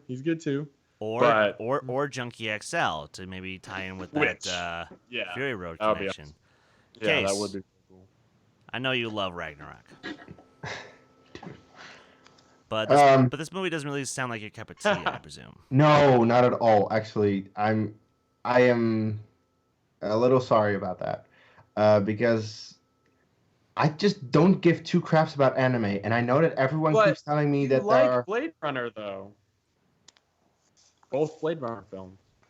I love the second one. The first one I'm okay with. But with just and there I don't know, there's something about anime it doesn't grab me like it does people, like it does you. And I know that everyone keeps telling me to watch Akira because it's like the second coming or whatnot. I don't know. And I still just No, but seriously, so many people fucking come all over that movie that I'm like, I mean, it is cool. literally like the most popular anime ever made, just about. So that's the thing. Everyone just keeps ejaculating all over that movie, and I'm like, sure, I don't care. I really don't. That's not the anime people ejaculate to. I'm sorry, it's other anime. No, that's hentai. I know. To the audio listeners only, Chris just did a jacking off motion for a solid 15 seconds. Like, that was 14 seconds too long. But I may see this, but I tried watching Ghost in the Shell twice and I didn't get past the first 30 minutes. So that's because that's a bad. You're talking about the anime? I know. Or you talking about the No. The remake with ScarJo, and I know that it's a bad movie. So yeah, I might just end up seeing this remake if it's indeed good, but I doubt it. And as of right now, I just don't care. I'm sorry. And that's Have you seen Spirited Away? That's not fair, Chris. It's not I haven't. No. It actually is fair because I haven't seen any Ghibli film or whatnot. I haven't seen anime. I don't care. And to be fair, I actually get that because one of my best friends who loves animated films. He loves animation, but it's the texture and it's the sort of the placement of colors in anime that just it rubs him the wrong way. And you know what? Fair enough. I get that. But you're missing out on really good storytelling. I think that's to the viewer's detriment. Is like obviously not. And that's all fair. anime is That's fair. wild. That's also like saying if you can't get into black and white, or if you can't get into silent films, or if you can't get into other types of genre storytelling, which sure you are missing out. That happens for everybody. But it happens obviously. for everybody. Yeah. So, Nico, thoughts? Okay, Ryan keeps mentioning the word cyberpunk. Is this a property with a lot of cybernetics in for it? fuck's sake, no. Cyber as in digital. Okay, good. You Instead scaredy of cat. steampunk, Then maybe I'll watch it You scaredy cat. because I like Taika Waititi's work. But don't judge Fucking me. pussy. Don't fucking judge me because of my Fucking PTSD. pussy. like I have a friend and his wife, she's deathly afraid of Halloween. Like Mike Myers, like he learned how to play the Halloween theme on a piano just to fuck with her. And he downloads like the piano thing on his phone and he'll play like, I can't think of it off the top of my head because I'm stupid like that. But anyway, that's a thing to be scared of. And all I have to do to freak him out is like show up at his house with like a plastic red eye or something. And you know what I'll do? And if you do that, I'm Put gonna on punch like you. a plastic metal covering to make it look like I have a metal arm and just be like, Nico. No, you don't see anything. And if you do that, I'm gonna punch you square in that fake eye, and I'm gonna call the cops. But then I'll morph into something else. Yeah. Well, I was about to say, no, actually, out of anybody on the crew, a fight between you two would be fucking interesting. True. Because we have need one, to because we have, find our because stats. Brian, we have you who is very, army trained and whatnot. And then we have Nico who is a black belt. So, Oh, fuck. Nah, I'm not that well trained now. They don't care about that. Army training is like, get to where you have your gun and then... okay. I'm not going to shoot Nico. Contrary to popular belief, I don't love guns that much. all right. I mean, I would do my best. but a fight. All right. So, yes, as I did mention at the top, we are now going to start taking some questions from you guys for the last half hour of the show. And I actually want to start this off with a good one here from the cool guy. And I know you post a crap ton in here. Now, just to spice things up, I'm going to give it a little bit of variety. And guys, if you have any other questions, throw them down below in the chat. But starting off with the year 2019 almost over, what are some of your favorite movies or TV shows or video games even of the 2010s? Who goes first? So who goes first? You go first? I go first? Well, Kees, if you got one, why don't you start us off? My favorite movie of the 2010s is Inside Out. That is very easy for me. I love that movie so goddamn much. It's so great. It should have won Best Original Screenplay of a goddamn Spotlight, which is still based off goddamn source material. I still don't get that. It should have gotten a Best Picture nom. I still don't get that. It is so brilliant how it... And look, the biggest reason that I love it so much is because it relates to me. Like, I am Riley. A lot of the things that I see in that movie, that I see how her brain does things, I'm like, that's how my brain did it when I was a kid. Maybe in some regards still does it. I love that movie so much. The animation is gorgeous. The screenplay is brilliant. The The voice acting is really good. I get if people have a complaint about the cast being very comedic and the movie being not that comedic, but I didn't know the cast before. I wasn't really anticipating it that much because Pixar has shown time and time again, while they make great movies, they make terrible trailers, and the trailers for Inside Out were goddamn awful. So I was not anticipating this movie at all, and I ended up loving it so much, especially the more I watched it. Like, when I watched it in the theater, I was like, this was a really good movie. And I kept watching it, and I'm like, oh my God, this is amazing, because it relates to me so much. So yeah, Inside Out is my favorite. Awesome. Nico? And again, you can name either a TV show or a video game, or just give me one of your favorite of those category from this decade. Just movie alone, I'd say Endgame, because it's the perfect culmination of just 10 years of build-up, 10 years of storytelling. But overall, I'd have to say the How to Train Your Dragon franchise, because that has basically, like, the movies, the movie trilogy, the short films that came on the DVD releases, and the multiple iterations of TV series that it had on Cartoon Network and Netflix, those shaped a lot of my life growing up from 2010 all the way to now. The past 9 years of, like, I tried to create a superhero persona based on Toothless, and I haven't been able to execute it in the fan leagues like I've wanted to, because that costs money to get outfits made and whatnot. But I've wanted to. That franchise means so goddamn much to me. I made DreamWorks a category in Phantom Fight because of those 3 movies alone. And there are a ton of other DreamWorks movies I do not know. So in hindsight, it was a bad idea. I'm admitting this right now. It's worked for me. But this property means so goddamn much to me. And, the way it ended, I'm sad to see it go. But I have the memories and just the emotional relation to it, especially now looking back on it as someone who lost my father, much like how Hiccup lost his, and how Toothless lost all but one of his entire species. It shows you that family is forever, and when you lose someone, you got to be closer to the people around you. Awesome. Ryan? Rattling them off. Favorite TV show that started in the 2010s, The Magicians. It's funny. It's badass. It's awesome. Watch it. Video game, Battlefield 4, because it's fun to shoot at people and stuff like that. And it's like a really well-made game overall. And then favorite movie, and everyone hates on me for it, and everyone's about to hate on me anyway, but it's Inception. And it's just super awesomely well-made. And even if you say, oh, that was 2010, it started in the 2010s, you can't count that one. No, you can count it. I would just say Whiplash, because that's another fucking awesome movie about cool-ass shit.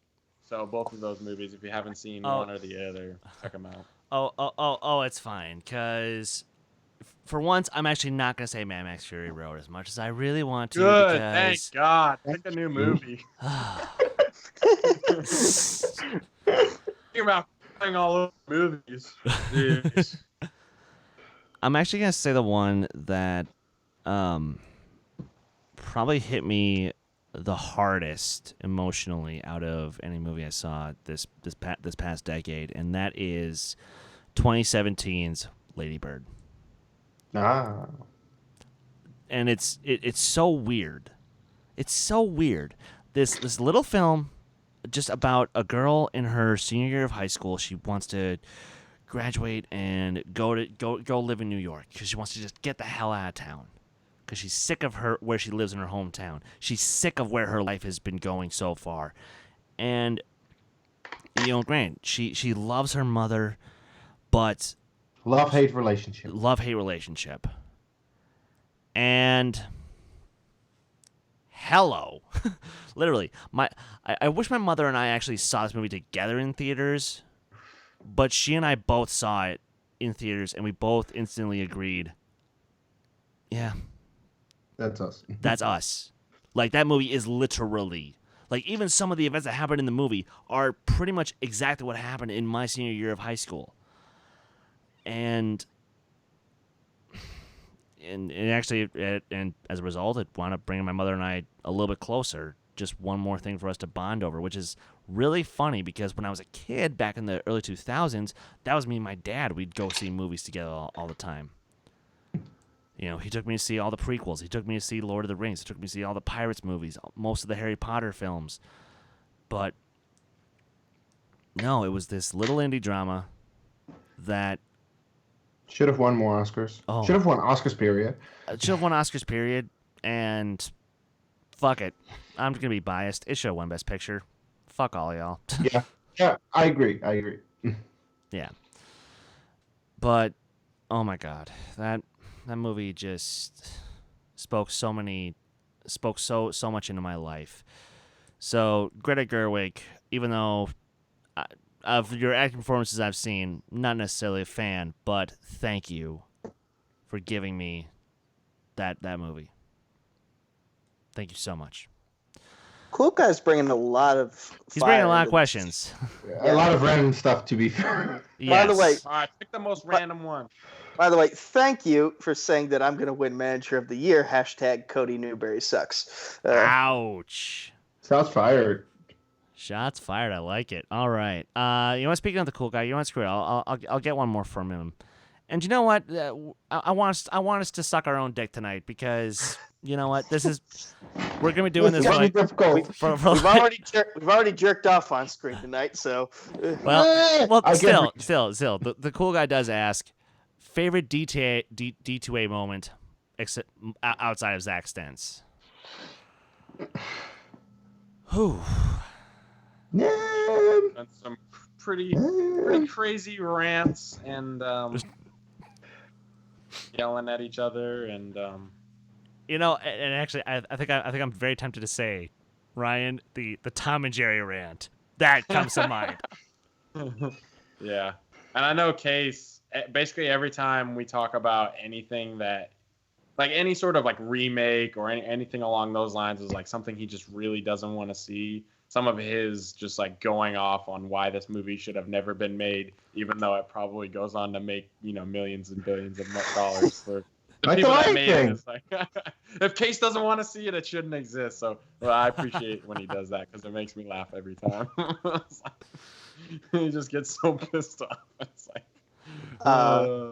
if he was he should be a studio exec because nothing would get made. It's like, this is bullshit. It's not Blade Runner 2059. I don't want to see it. Nico. Okay, for me, I have two. One of them was your guys' reaction to my Geppetto and the Jew Bear line and the drawing that came with it. That was the moment where I officially won the internet. Oh my God, yes. But the other would have to be Who Cares About the Slap Anyway? Where basically we spent an hour, you and me, Chris, just talking about, you know, trying to get a better understanding, if I may, of where. Thank you.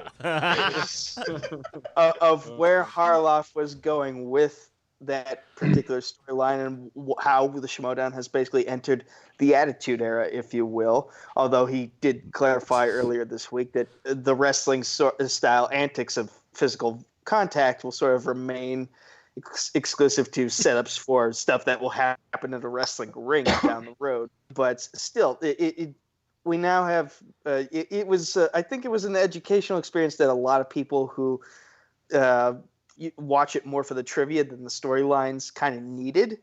And also the people who may not have liked the slap, they at least understand now why it happened and what the goal was of that and how the reactions you had were the reactions Harloff wanted. Minus my very idiotic line that I had, but yeah. Put out a written statement? Yeah. But Kees. Okay, I have to cheat a little bit.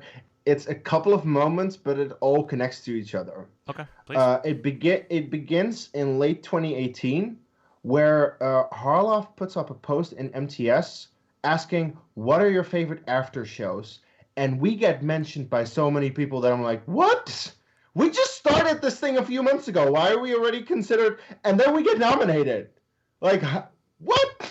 That was amazing. I loved it because we were only doing this since September or October for just a few months, and we already got nominated for a Schmodown Award. And right now, it seems like we're front runners for this year's award. So that's because the rundown is no longer eligible because they're the official after show. So now it's fan after shows only. Yeah. And we're in the lead. That's the thing. We have gathered a big fan base essentially. A lot of people like to watch us, not just the reactions but also the other content. And I really appreciate it, and I really it really was like if you want to narrow it down to one moment, seeing Dedicated to Art as one of the nominees, like holy shit, I still can't believe it, and it's awesome. So yeah. Yeah, I was still blown away just to the fact that I was hearing William Bibiani say the word in your nominees, Dedicated to Art. We were the first being mentioned. I freaked the fuck out, and that was definitely a favorite moment to be sure. And of course, to everybody in the chat and to all of our great fans, thank you. Yes. Thank you all so fucking much. Because you guys are why it happened. Not like sure, I just press record and play a fun little video as an intro, but without you guys, it none of it matters. Someone has to watch you. Yeah. And speaking as the guy who came on last out of the entire group, thank you for embracing me. What was supposed to be just a one-off appearance on Viva la Resistance turned into a lengthy, heartfelt, lifelong commitment, and I'm happy that I've been able to add something to what was already turning out to be a great show. And to all of you who think I've made it even greater by being here, I appreciate it so much.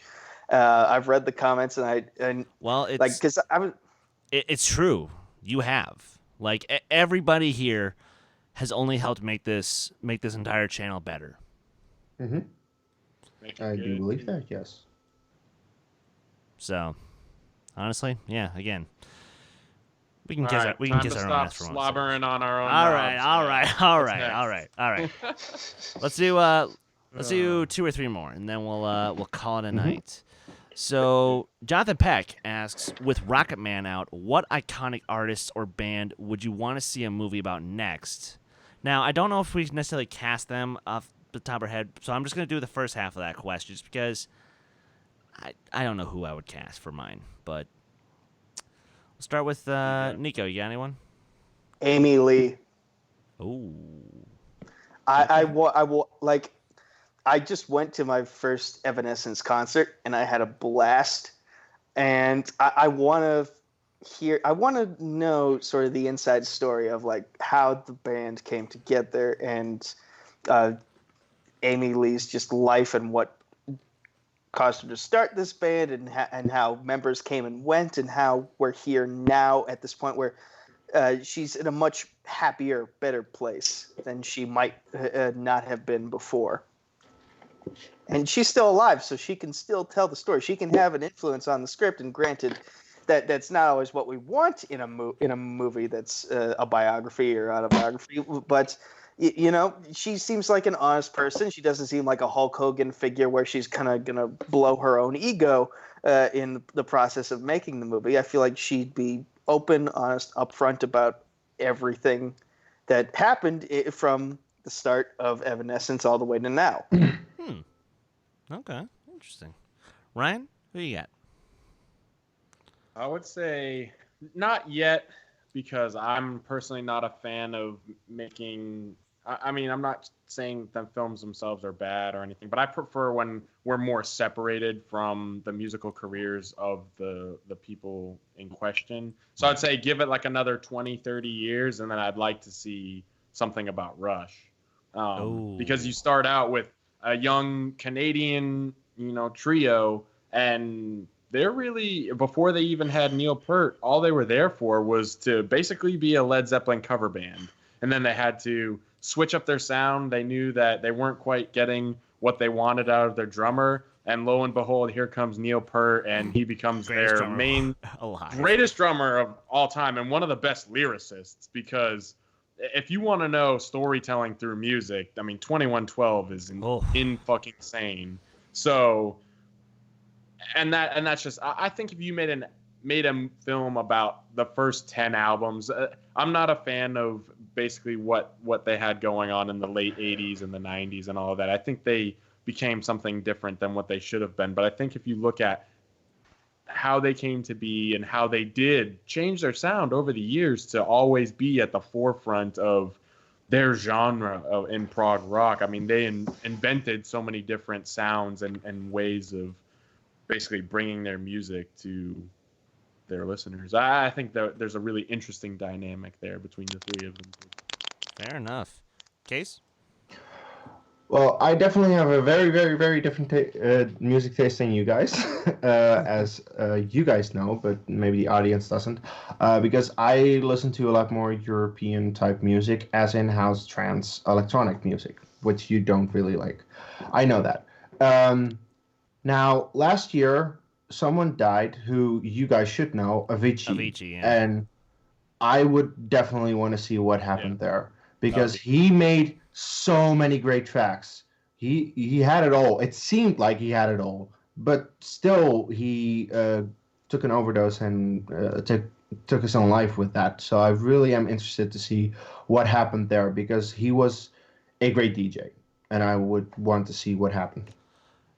And you know what, like, and yeah, I've said it several times, EDM's not really my jam, but Avicii was one of the more interesting artists of his generation, because A, all the collaborations that he did, and B, the fact that he actually followed one of my few rules in songwriting: never write the same song twice. And because and that's why I'd be very curious to see what that would look like. Now, Jonathan Peck, I love you, sir. You are one of our greatest fans. You are a great dude, and maybe next time I'm down in your neck of the woods, I'd love to take you out for a drink or something. But right here or right there? Sorry. But I have beef with you right now because you took my answer. How dare you, sir? Because if anyone wants a Fleetwood Mac biopic more than me, we got problems. But Rumors. Yeah, I want an entire biopic about the album Rumors. That would be amazing. So I'm going to actually go to my backup, which is, and originally I was going to say Chris Cornell from Soundgarden. Yeah. But I think I'm actually going to go with the one that just affected me more personally, and that is, of course, Chester Bennington from Linkin Park. Oh, yeah. Yeah. Especially if you guys were to ever just take a look at how insane his life was. From his early days in the band Grey Days to when he first joined Linkin Park to then being in one of the top-selling bands of all time to, unfortunately, when it all kind of collapsed. Honestly, if I got like a 10, 12 episode series on Amazon Prime or something. Oh. And as far as casting, how do you feel about Aaron Paul? Not bad at all. It's not bad, but he's a little old. I mean, he is maybe a little old for the earlier points, but I mean, I think that makeup's easy. Right. Yeah, you could get there. Again, you're not going to have the vocals either, but no matter who you cast, you're not going to have the vocals. So true. That would be the tough part, is how you're going to play the music into it and work with that. That would be difficult, but I would be really interested to see that, because they were certainly a very influential band just starting out, and I think that kind of carried through also. So. Absolutely. And yeah. So with that, we're going to do one last question. And I actually really like this one. K-Wolf, you brought up a great question here. What classic film would you want to go back in time and watch being made? Not necessarily go back and watch in the theater back then, but what would you want to watch being made? Ryan, go for it. For me, I would pick 12 Angry Men because it wasn't like the most popular film ever when it came out, and it was Sidney Lumet's directorial debut. But I think that's why it would be interesting. I mean, he went on to make so many other films, just like among them The Pawnbroker and then Murder on the Orient Express. So I think it would be really interesting. And also you had Peter Fonda in it. Yeah. And I think that just to see like how you direct something that's so confined, it's essentially in one room almost the entirety of the film, and how do you like he moves the characters in space to keep everything like kind of tightly wound, but still there's room to breathe, and it keeps the characters doing something, and you're not just listening to them talk the whole time. The fact that you're engaged throughout, and just how he stages like the tension, because there's really no difference of scene to scene. The movie just carries through the whole way, and so you'd have to see, okay, how is he going to be from this one person talking to this person talking to this person talking? The way that you would direct that, I think, would be pretty nuts to see. It's not some grand spectacle like maybe I have a feeling I might know what some people are going to say, but you never know. Maybe we'll surprise you. Yeah, I don't know. I don't think so. Kees? Star Wars. Yeah, exactly. Of course. There's no other movie that I want to be seeing made, because what the hell happened to Star Wars in its production? But it's pretty well documented. It would be my only. Well, yeah. No, I know, but to experience it firsthand. Right. And especially knowing what it spawned, knowing what it turned out to be. I just want to go back to the days where they were all like, what are we going to do? They had no idea. It took years for them to complete the project. There were so many issues. They needed to remake the entire movie in the editing room. I want to see that. Yeah. Awesome. Nico? The Room. Good fucking pick. Okay. Good pick. Good pick. Yeah. I don't know if I would necessarily say classic film. Yeah. But you know what? Yeah. Fair point. Listen, if the rules are that I'm allowed to go back in time with the knowledge that I have now, then I just want to watch as a bystander and just sit back with a box of popcorn and be like, okay. He's got his dick out. He's forcing himself upon this woman for a scene. This is going terrible, but it's... And it's going in the belly button. He's going in the belly button, baby.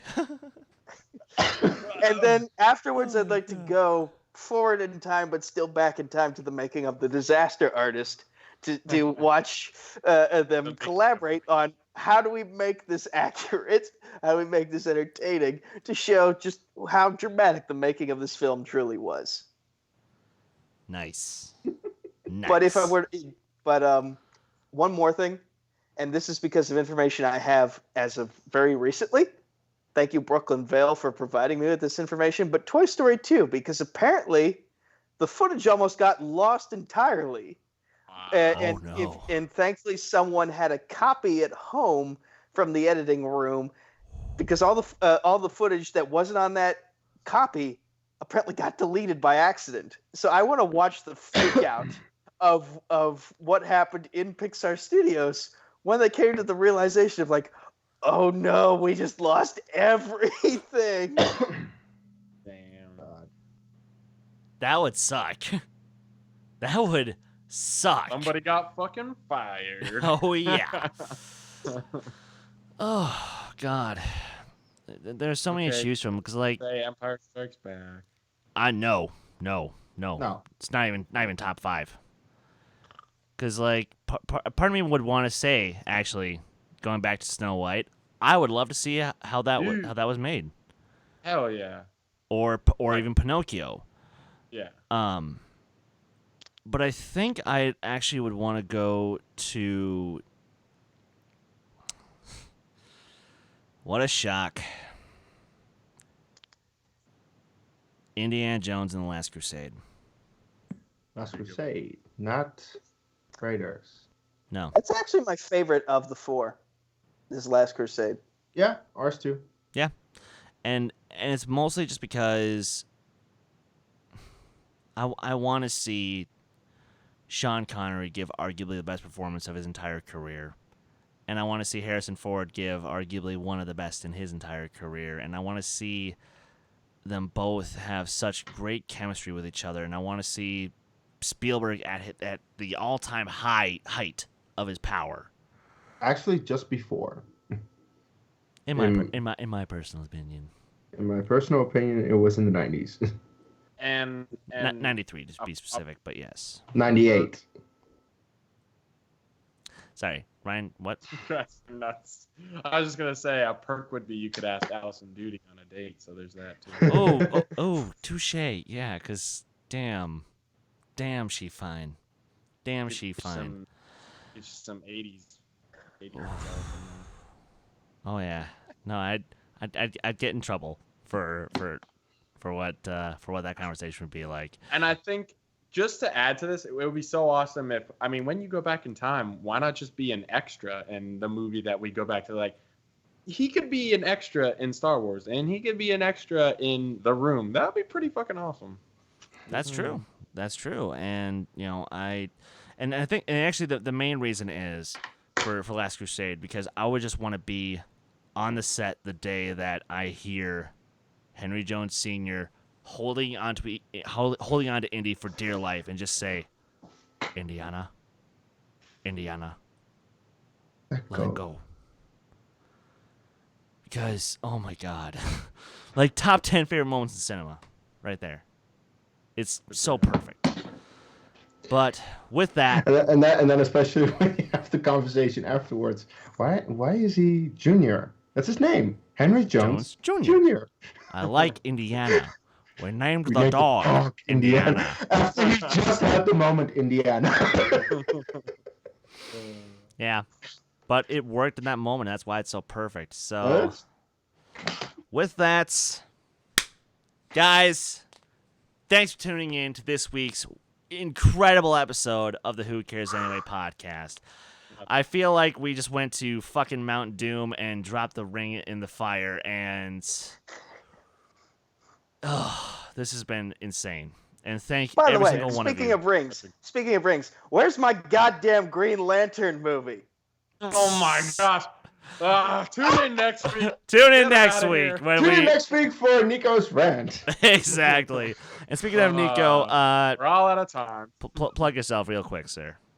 Facebook, Twitter, YouTube at Nico Suave Regoli. That's NicoSuaveRegoli, or just Nico Suave with 4 random meaningless numbers at the end on Discord. Multiplex Entertainment is the name of the Facebook group and the YouTube channel. The Twitter is at MultiplexYT, Instagram Multiplex Entertainment Network, tpublic.com/user/multiplex. Buy our awesome shirts and check out me and Zaddy Smith every Tuesday at 9 p.m. Eastern Time for Crisis on Earth Plex, and managing House Night Fury in all of our matches over the course of the summer. You can find me on Combat Wrestling Trivia is the name of the Facebook group. Combat Wrestling Network is the name of the YouTube channel. The poorly made Twitter handle is at Combat Wrestling, the number 2. There's no letter G. If you like wrestling, wrestling trivia, come find us over there. Adonis Cesario, James Berman III, Raw and SmackDown Breakdown every week. Right here on Dedicated to Art and all the places Chris and Case will say in just a moment. And Rolling Crits, or at Rolling Crits on various social medias. And stay tuned for the upcoming Multimedia Trivia Pop Quiz Championship. Case.